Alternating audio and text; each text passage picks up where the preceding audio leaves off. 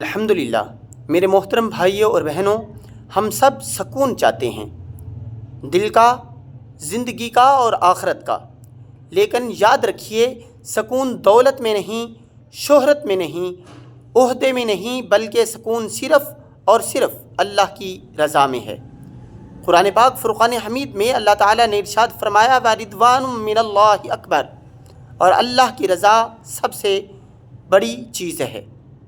جو بندہ اللہ کو راضی کر لیتا ہے، اللہ اس کے دل کو ایسے سکون سے بھر دیتا ہے کہ مصیبتوں میں بھی اطمینان رہتا ہے، غموں میں بھی دل مطمئن رہتا ہے۔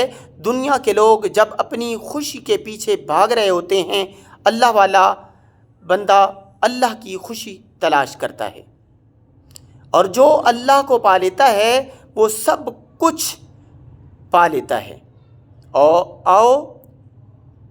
آؤ آج سے عزم کریں کہ ہم اپنے ہر عمل، ہر فیصلے میں یہ دیکھیں گے کہ اللہ راضی ہے یا نہیں، کیونکہ جب اللہ راضی ہو جاتا ہے تو زندگی خود آسان ہو جاتی ہے، اور دل کو وہ سکون ملتا ہے جو کسی دولت سے نہیں خریدا جا سکتا۔ اللہ ہمیں اپنی رضا حاصل کرنے والا بندہ بنائے، آمین یا رب العالمین۔